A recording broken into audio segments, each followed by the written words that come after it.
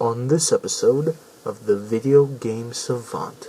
Always look at the CD case because they don't know what it is and they just fill it with the CDs. Or take the SpongeBob, you get Mary Kate for free. When you walk into a business, you better look professional. I'm sorry, guys. How much you put fucking $1 million in?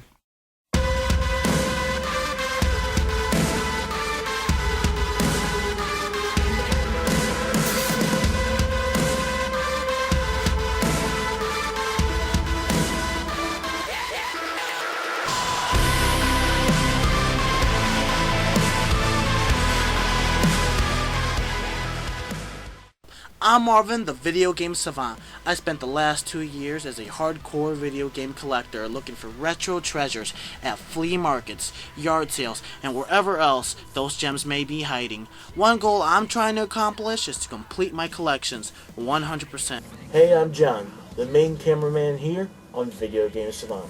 You know, after filming with Marv for a while, I've even managed to start my own video game collection.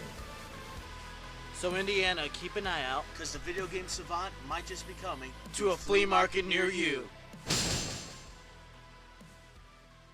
And so we kind of drove around for a little bit, and we finally pulled up to one, and me and Marv both kind of looked at each other, and we just figured out, let's just go to this one, and we'll see if that's it. And looked around for a little bit. There wasn't really anybody there, or you know, outside around where the stuff was to actually ask. And so that was when we came across a couple GameCube games and picked them up. There were 2 sports games and a copy of Metroid. Unfortunately, only had the demo disc, not the actual game. And he said, okay, let me go grab them. It was a really long time before he came back out, and Marv and I both kind of got bored. Yeah, you like me, don't you? So I finally came back, and we decided to take a look at what he had. Just those? Yeah. 10? So, did you do 8? 8? Yeah. Okay, we got 8. You know, I wasn't really collecting right now. It wasn't something I was interested in. So I just kind of held the camera and let Marv look at it. BMX. Would you do 2 for this one? You just keep the 10? Yeah. So we went to the first yard sale. At least we found something. Most yard sales I go to, believe it or not, you don't find that many video games. Got this lot here. Got Tony Hawk, Amazing Island. Paid $10 with them all together for the lot. Not bad.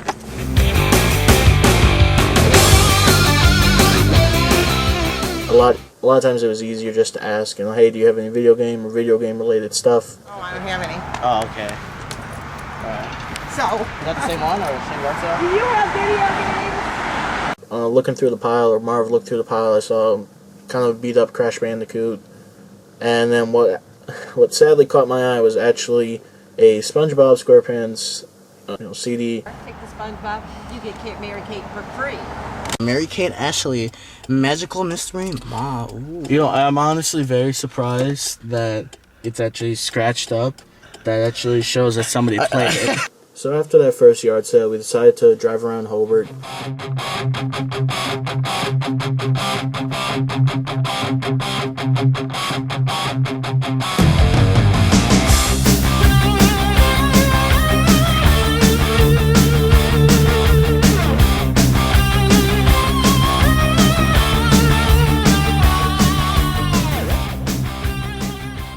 After the last yard sale, Marv told me that we were going to go down and check out this place called the Gary Flea Market. I go there all the time because it's not too far away from my house, but this is actually Johnny's first time going to any flea market at all. After not really anything at the yard sales, hopefully you can find something there. So driving down the road a little bit. Always look at the CD case because they don't know what it is and they just fill it with the CDs. It's embarrassing it is the first episode. I'm just trying to show Johnny what to look for. And he catches it. Eso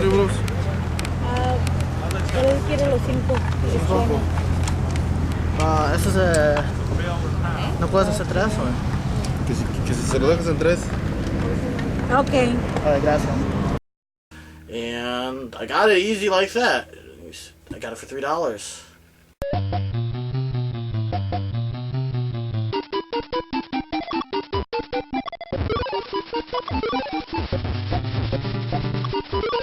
I'm looking at her games and stuff, and I asked her how much they are, and she says $2, and so it's pretty cheap just for random pricing. And of course, I used the bundle trick, and I said, hey, if I buy a lot of games, can you give me a better deal? I'll do a buck if you buy all of them. Well, some of them I have, but I'd buy most of them. Okay. That's the only difference. That sounds good to me. Okay, I appreciate that. Some of the highlights were like, I got Metal Gear Solid for $2. I got Dark Cloud 2 and Summer 2. Altogether, I think I spent $12, and I definitely got my money's worth, so it was pretty cool. So after a pretty decent first visit to the Gary Flea Market, Marv and I were heading back home and kind of decided there was a small place that we were going to stop to that I was actually told about. It's in a more downtown area of Hobart, and so we decided to pull up there, and we head inside, and the first thing we always do is ask if we can film. So we walked up to the counter and started a conversation with one of the workers that were Is there a manager here, or are you manager? Or? No, I'm an employee. Okay, I got a question. Him and me are filming this YouTube show. We like look for video games and stuff like that. And we were wondering if it's okay. So it's like, free publicity and all that. No, we don't want you to do anything like that. Okay. No photographing or anything like Okay. that. Okay. Not without the owners. Yeah, is there any way we can ask? He's not here right now. Okay. So I'm saying no. Okay, I know we respect that. We won't do it. Is there any way you can get all of them to ask? Or? Right now. He's kind of out of town now. Okay. Bad waiter. So I'm not sure what his schedule Okay. is. He should be here Monday. Monday? Okay. Alright, thank you. Have a nice day. And I suggest you guys have some identification. If you want to talk to him. Okay, good. Yes, we have no nothing to validate who you are, who you say you are. We were just talking about, it's just a YouTube thing, like, we like video game stuff like that, but... Yeah, well, I'm presuming you've done something like this before. No, this is actually our second time. And that, well, you need to look a little more credible than what you look like. I'm going to warn you guys right now. You have no credentials, you have no credibility as who you are, what you It's just are. a YouTube video. There's game changers out there who do the same thing we do. You know, but not when you walk into a business. When you walk into a business, you better look professional. I'm sorry, guys, but I'm just giving you. I understand. I'm giving you fair warning. You know, I'm not gonna wear suits looking for video games either. you know, but I'm just giving you I one. think I was very professional. Marv. You don't have anything to Marv. validate. You don't. Alright, thank you. You need to learn that. Have a nice day, man. Okay.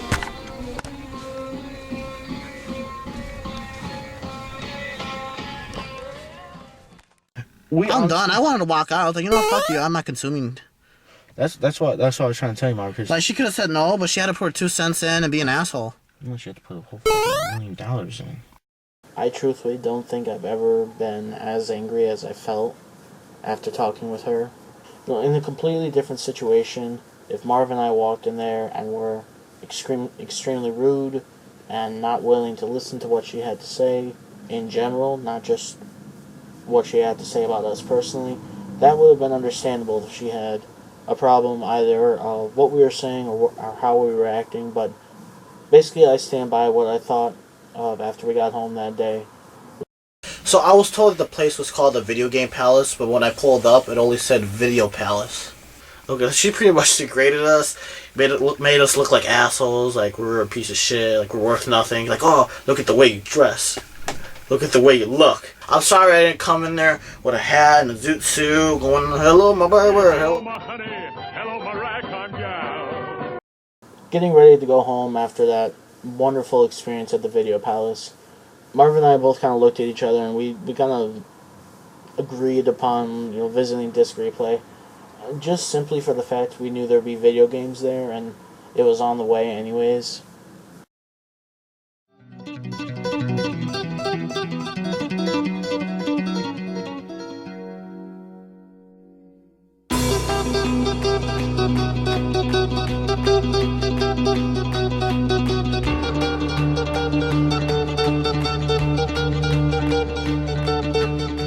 Walking around Disc Replay, I'm not really looking for anything specifically.